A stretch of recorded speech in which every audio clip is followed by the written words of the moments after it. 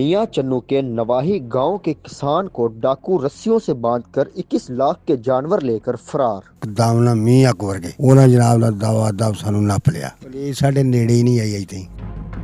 अस्सलाम वालेकुम नाज़रीन, उर्दू पॉइंट के साथ मैं हूं आपका होस्ट इनाम गुजर। आज हम इस वक्त मौजूद हैं मियां चन्नू में, थाना छब कलां की हदूद में। यहाँ पे एक अफसोसनाक वाक़या पेश आता है कि एक ज़मींदार के साथ डकैती की वारदात होती है, जिसमें ज़मींदार और उसके बेटे को रस्सियों के साथ बांध कर उन पर तशद्दुद किया जाता है और उनका जो टोटल माल मवेशी है वो खोल कर जो डकैत हैं वो ले जाते हैं। वो वाक़या कैसे पेश आया, कब पेश आया और उनकी कितनी मालियत के जानवर थे, क्या क्या जानवर थे, आज हम इनसे जानते हैं। अच्छा बुजुर्गों, मैंने तुझे ये दसो कि ये वाक़या तुहाडे नाल किस टाइम पेश आया, उस टाइम की टाइम सी और वो लोग किस तरह आए?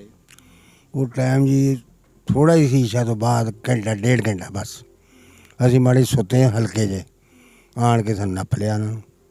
ते उस टाइम जिस टाइम आए ने किस तरह दाखिल होए ने, किन्ने लोग सी? दाखल इउं होया भी एक दावना मीह अक वर्गे 8-9 बंदे दसे मैनू। 3-4 मेरे मंजे दे दाले हो गए, 4 मुंडे दे दाले आए मंजा उदा सी मेरा आया जी। एक गल उन्हें जनाब का दवा दब सानू नप लिया। साफे चक लीड़े चक के वे लो वे घबोदे भी रहे बट जाते तो इदा साढ़े वारस किया उन्होंने। तुसी डेरे ते उस टाइम कौन कौन मौजूद सी तुहाडे नाल इत्थे जिस टाइम वाक़या? मैं तो एक बेटा सी जी बस। अच्छा, जिस टाइम वाक़या पेश आया और जिस टाइम तुहानू रस्सी नाल मारिया, वो कोई तुसी उन्हां लोगों नू पहचान सकदे हो कौन सी, की मामला सी? ने असी पछाण सानू तो बन दिता, मूँह सिर अखां सब कुछ बद्धा साडा। अच्छा, तुहाडा इत्थे की नुकसान होया है, किन्ने जानवर सी? नुकसान साढ़े जी दो मझां सीगियां, एक कट्टा बड़ा तकड़ा सारा, एक गां सी ते 2 बच्चियां छुट गईयां उन्हां को। अच्छा, इन्ना जानवर लै गया, जानवर की की मालियत सी? घट तो घट भी 25 लाख का हैगा माल। 20-25 लाख रुपए का माल है। तुहाडी जरिया आमदन की है कि तुसी की कम शम करदे जे, रोजी दा की जरिया तुहाडा? जो जी का साडा कोई भी नहीं गा। ट्यूबवैल से पानी महंगे हो गए, खाद महंगी हो गई, पैड़ी जाके वेली पई साडी, बीज भी नहीं सके असी। इन्नी भी असी मसा ना खरक के में आधार सुधार लैके फड़ के तरलिया ना बीजी है। अच्छा, तुसी मैनूं ये दसो कि हुण तुहाडे कोल माल मवेशी भी नहीं सी, तुसी इहदे ते भी थोड़ा बहुता भी तुहाडा रोजी दा निज़ाम चलिया होया सी। हुण तुहाडा जरिया आमदन की होएगा? तो क्योंकि तुहाडे कोल तो माल मवेशी तुहाडी जिहड़ी कोई आमदन सी ये तुहाडी चली गई है, ते हुण तुहाडा जरिया आमदन की होएगा? ਇਹਦਾ ਅੱਲਾ ਨੂੰ ਪਤਾ ਵੀ ਕੀ ਹੁਣ ਕਰਨਾ। ਸਾਡੇ ਨਾਲ ਜਦ ਬੰਦਿਆਂ ਨੂੰ ਤਾਂ ਕਰ ਕੋਈ ਨਹੀਂ ਸਕਦੇ ਤੇ ਜਿਹੜੇ ਉਹ ਫੇਰ ਰਾਤ ਨੂੰ ਸਾਨੂੰ ਧਮਕੀ ਲਾ ਕੇ ਗਿਆ ਕੱਲ ਪਰਸੋਂ। अच्छा, तुसी मैनूं ये दसो कि इस टाइम वाक़या पेश आया, उस तो बाद तुसी रस्सियां नाल तुहानूं आके खोलिया किन्ने या किस तरह तुहानूं ਉਹਦੇ ਔਖੇ ਹੋ ਕੇ ਸਾਨੂੰ ਖੋਲ੍ਹਣ ਵਾਲੇ ਨੇੜੇ ਤੇੜੇ ਕੋਈ ਡੇਰਾ ਵਿਖਾ ਦੇ ਦੂਰ ਦੂਰ ਤਾਈਂ, ਨਾਲੇ ਅੰਦਰ ਪਿਆ ਨੂੰ ਅਗਲਿਆਂ ਨੂੰ ਕੀ ਪਤਾ ਤੇ ਸਾਨੂੰ ਕੀ ਪਤਾ। ਉਹ ਤਾਂ ਮੈਂ ਹੌਲੀ ਹੌਲੀ ਕੋ ਮੇਰੇ ਤੇ ਉਹਨਾਂ ਥੋੜ੍ਹੀ ਜੀ ਬੁੱਢਾ ਕਰਕੇ ਕਮਜ਼ੋਰ ਬਾਹਲਾ ਕਰਕੇ ਥੋੜ੍ਹੀ ਜੀ ਢਿੱਲ ਰੱਖੀ ਮਾੜੀ ਜੀ।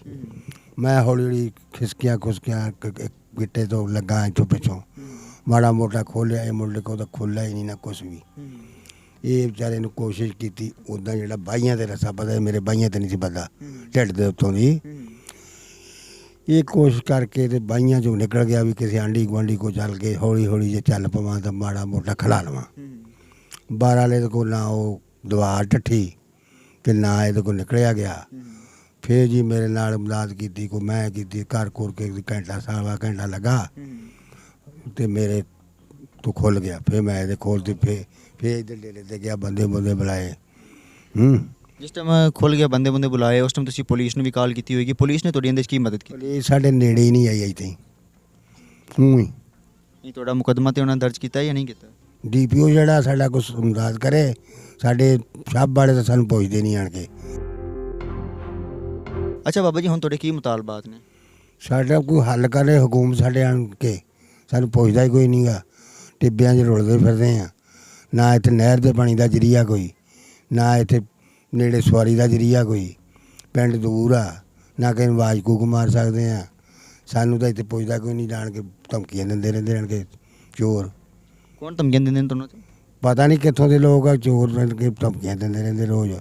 ਅਸੀਂ ਤਾਂ ਹੁਣ ਪਸ਼ੂਆਂ ਤੋਂ ਵੀ ਵਿਹਲੇ ਹੋ ਗਏ ਹਾਂ। ਹੁਣ ਟੂਬਵੈੱਲ ਹੈਗਾ, ਇਹ ਵੀ ਖਰਾ ਪੱਟਣਗੇ ਸਾਡਾ, ਇਹ ਵੀ ਮਾੜਾ ਮੋਟਾ ਚੱਲਦਾ। जी नाज़रीन, हमारे साथ ज़मींदार के बेटे भी मौजूद हैं, इनको भी रस्सी के साथ बांधा गया था, हम इनसे जानते हैं। अच्छा, तुसीं मैनूं ये दसो कि इस तो पहले भी कदे तुहाडे नाल इस तरह का वाक़या होया है? ਬਹੁਤ ਦਫਾ ਹੋਇਆ ਜੀ। किस तरह की चीज़ां सी तुहाडी? ਸਾਡੇ ਬੱਕਰੇ 4-5 ਵਾਰੀ ਖੋਲ ਕੇ ਲੈ ਗਏ ਜੀ ਉਹ ਚੋਰ। ਤੇ ਉਹਦਾ ਮੁਕੱਦਮਾ ਤੁਸੀਂ ਦਰਜ ਕਰਵਾਇਆ ਸੀ? ਸਭ ਕੁਝ ਕਰਵਾਉਂਦੇ ਰਹੇ, ਦਰਖਾਸਤਾਂ ਵੀ ਦਿੰਦੇ ਰਹੇ, ਮੁਕੱਦਮਾ ਵੀ ਕਰਾਉਂਦੇ ਰਹੇ, ਲੇਕਿਨ ਪੁਲਿਸ ਸਾਡੇ ਨਾਲ ਰਿਸਪੌਂਸ ਨਹੀਂ ਕਰ ਰਹੀ। क्या इस दफ़ा ਤੁਹਾਡੇ ਨਾਲ ਪੁਲਿਸ ਨੇ ਮਦਦ ਕੀਤੀ, ਤੁਹਾਡੇ FIR ਦਰਜ ਕੀਤੀ? FIR ਦਰਜ ਹੋਈ, ਉਹ ਵੀ ਅਸੀਂ DPO ਕੋ ਸਾਰੇ ਚੱਕ ਵਾਲੇ ਬੰਦੇ ਇਕੱਠੇ करके लगाए हैं तो ਤਾਂ ਹੋਈ है। जी नाज़रीन, हमारे साथ कुछ अहले इलाका भी मौजूद हैं, हम इनसे जानते हैं कि इनके इस बारे में क्या राय है। क्या इससे पहले भी ऐसे ऐसे इलाके में कोई ऐसी वारदात हुई है? ਇਹ ਕਈ ਵਾਕਿਆ ਤਾਂ ਕਈ ਪੇਸ਼ ਆਏ, ਲੇਕਿਨ ਇਹਨਾਂ ਨਾਲ ਹੀ 4 ਤੋਂ 5 ਦਫਾ ਬੱਕਰੇ ਇਹਨਾਂ ਦੇ ਚੋਰੀ ਹੋਏ ਆ। ਇਹ ਜਿਹੜੇ ਆਮ ਰਪਟ ਵਗੈਰਾ ਕਰਾਉਂਦੇ ਰਹੇ ਆ, ਕੋਸ਼ਿਸ਼ ਕਰਦੇ ਰਹੇ ਆ, ਕੋਈ ਇਹਨਾਂ ਨੂੰ ਨਾ ਬੱਕਰਾ ਮਿਲਿਆ ਤਾਂ ਨਾ ਕੋਈ ਉਹਦਾ ਰਿਸਪੌਂਸ ਮਿਲਿਆ ਪੁਲਿਸ ਦੀ ਤਰਫ। ਅੱਛਾ, ਉਹ ਇਹ ਹੀ ਆ ਵੀ ਜੇ ਕੋਈ ਪੁਲਿਸ ਨੂੰ ਰਿਪੋਰਟ ਕਰਦੇ ਆ ਤਾਂ ਉਹਦਾ ਕਮ ਅਜ਼ ਕਮ ਕੋਈ ਮੁਲਜ਼ਮ ਦੇ ਪਿੱਛੇ ਕੋਈ ਅੱਗੇ ਕਰੇ।